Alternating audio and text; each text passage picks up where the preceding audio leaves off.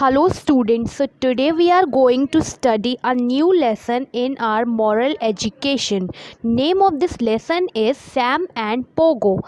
I am going to explain the lesson. Let's get started. The forest was filled with talented animals. Each and every animal was good at something or the other. Forest में सारे animals जो हैं रहते थे और उनमें कुछ ना कुछ टैलेंट था सभी एनिमल्स में. सारे ही एनिमल्स किसी ना किसी टैलेंट में अच्छे थे, या कोई रनिंग में अच्छा था, कोई जंपिंग में, सब में ही कुछ ना कुछ टैलेंट था. Similarly, even Sam the kangaroo was good at running. He was so good that nobody had defeated him yet. This made him proud and mean. इसी तरह उसी फॉरेस्ट में एक कैंगरू था, उसका नेम था सैम, और वो रनिंग में बहुत अच्छा था, इतना अच्छा कि उसे कोई भी हरा नहीं सकता था. और इस टैलेंट की वजह से वो बहुत मतलबी हो गया था, वो बहुत ईगोइस्टिक हो गया था. उसको लगता था कि मेरा तो कंपैरिजन कोई कर ही नहीं सकता, ये मेरा टैलेंट जो है सबसे अलग है, बहुत अच्छा है. He would make fun of the animals who competed against him and lost. तो वो उन एनिमल्स सबकी मजाक बनाता था जो उसके साथ कंपटीशन करते थे और हार जाते थे. तो जब वो हार जाते थे अदर एनिमल्स, तो सैम जो था वो उन सबकी मजाक बनाता था. Sam was particularly नेस्टी with Pogo the penguin. Sam जो है, Pogo was his favourite target. Sam एक यहाँ पर एक पेंगुइन की बात हुई है जिसका नाम है पोगो. तो सैम जो है वो उसको बहुत टारगेट बनाता था हमेशा. As it is natural for penguins, Pogo walked slowly and clumsily and he often did not even finish a race. तो ये बहुत नेचुरल सी चीज़ है पेंगुइन्स की कि पेंगुइन्स बहुत ही स्लो चलती हैं और वो किसी भी रेस में फिनिश तक नहीं पहुंच पाएंगी. इसीलिए पोगो जो है वो टारगेट रहता था सैम का हमेशा. सैम उसको बहुत ही ज़्यादा हराने में लगा रहता था क्योंकि पोगो जो है वो बहुत स्लो चलता था. The animal that organised races in the forest was the monkey. अब फॉरेस्ट में एक मंकी था, उसने एक रेस ऑर्गेनाइज करी. The monkey was quite upset that Sam would make fun of others.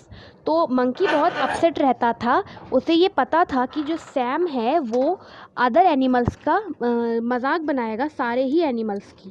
So he decided to teach Sam a lesson. तो monkey ने decide किया कि वो सैम को एक सबक सिखाएगा, एक लेसन देगा. The monkey declared that in the next race Sam would race with Pogo. तो मंकी ने ये एक डिक्लेयर किया, उसने एक अनाउंसमेंट किया मंकी ने कि अब जो रेस ऑर्गेनाइज होने वाली है, जो एक रेस रखी है हमने, तो उस रेस में सैम जो है रेस करेगा पोगो के साथ. सैम के अगेंस्ट कौन होगा? Pogo, penguin. पोगो है penguin. Everybody was shocked. How could the monkey even think of such a thing? When Sam heard this, he was furious. तो सभी एनिमल्स जो थे फॉरेस्ट में वो सब शॉक्ड हो गए कि मंकी ने ऐसा कैसे कर लिया.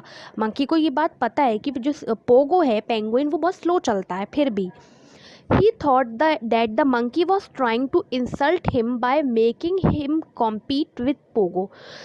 तो सैम ने जब ये बात सुनी तो उसे भी बुरा लगा. उसने सोचा कि मेरी इंसल्ट कर रहा है मंकी, मेरी रेस रखवा दी पोगो के साथ, इसमें वो मेरी इंसल्ट करना चाहता है. ऑन द अदर हैंड, दूसरी तरफ, Pogo became very upset because he knew that Sam would not spare him after he lost the race to him.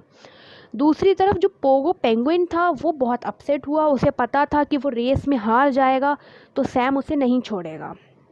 On the day of the race, all the animals of the forest gathered together to watch Sam and Pogo race.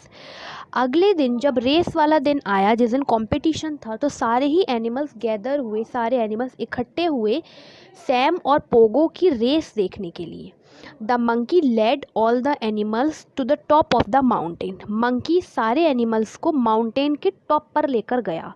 On the way to the mountain, Sam did not stop making fun of Pogo.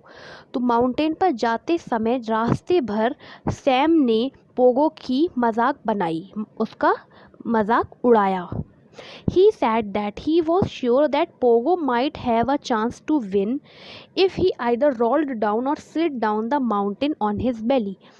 तो Sam ने Pogo से कहा तुम्हारे जीतने की chance सिर्फ एक ही तरह है, अगर तुम अपनी बेली यानी अपने पेट के बल घूमते हुए गोल गोल रोल डाउन नीचे की तरफ गोल गोल घूमते हुए आ जाओ. When Sam and Pogo reached the mountain, they were stunned. जब सैम और पोगो माउंटेन पर पहुँचे तो वो चौंक गए वहाँ पर. क्यों चौंक गए? क्योंकि देखिए, on the other side of the mountain was a lake. The monkey raised his flag and said, "First to the other side of the lake wins. On your marks, get set, go." तो जब Sam और Pogo mountain पर पहुँचे वो चौंक गए ये देखकर कि माउंटेन की दूसरी साइड लेक है और लेक को क्रॉस करने के बाद ही आपका फिनिश पॉइंट है. तो जब आप माउंटेन से लेक क्रॉस करते हुए फिनिश पर पहुँचेंगे तभी आप जीत जाएंगे. तो ये चीज़ देखकर सैम और पोगो चौंक गए. मंकी ने कहा, on your marks get set go.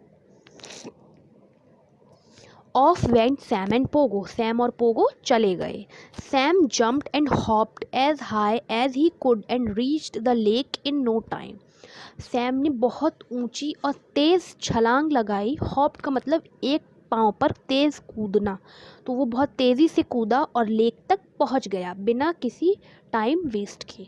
On the other hand Pogo struggled to reach the lake. और दूसरी तरफ पोगो जो था वो स्ट्रगल कर रहा था लेक तक पहुंचने के लिए. Once near the lake Sam jumped into the water and started swimming. जब लेक तक सैम पहुंच गया उसने जंप किया और वो पानी में कूदा और स्विमिंग करने लगा. But Sam was not a good swimmer. लेकिन सैम गुड स्विमर नहीं था. वो गुड रनर था लेकिन गुड स्विमर नहीं था. ऑन द अदर हैंड दूसरी तरफ Pogo struggled to reach the lake. But once he was near the lake he jumped in and started swimming with strong strokes. दूसरी तरफ पोगो ने बहुत स्ट्रगल करके लेक तक वो पहुंच गया और पहुंचने के बाद उसने पानी में जो वाटर था उसमें जंप किया और स्विमिंग स्टार्ट कर दी. He easily reached the other side of the lake and jumped out. वो बहुत आसानी से स्विमिंग करते हुए लेक की दूसरी तरफ पहुंच गया और पानी से जंप्ड आउट यानी बाहर निकला.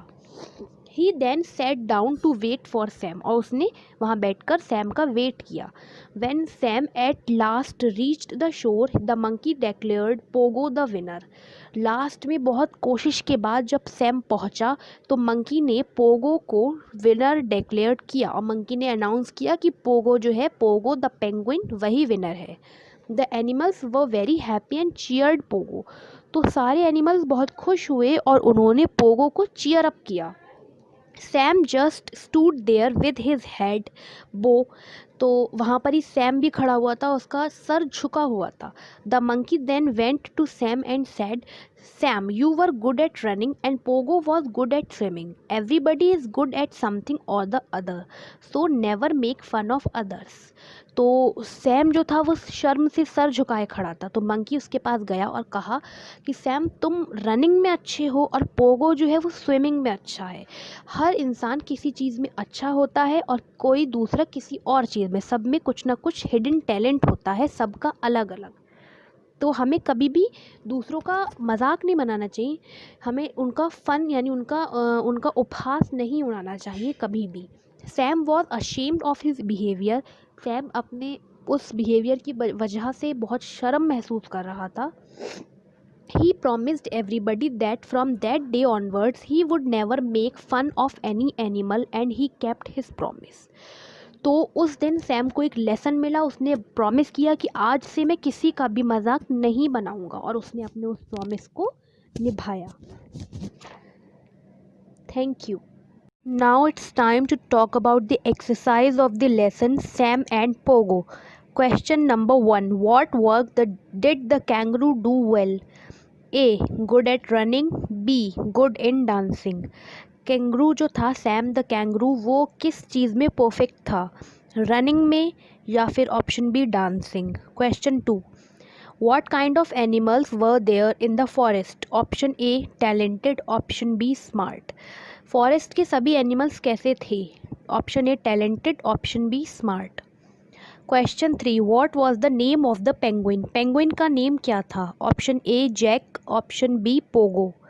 Question number 4, who organised the race? Race किसने ऑर्गेनाइज करी? Option A deer, option B monkey. Question number 5, where did the monkey take all the animals?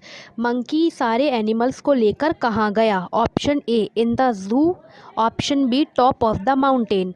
Monkey सभी एनिमल्स को लेकर जू में गया या फिर ऑप्शन बी माउंटेन के टॉप पर। Question 6, what was on the other side of the mountain? Mountain की दूसरी तरफ क्या था? Option A lake, option B rainbow.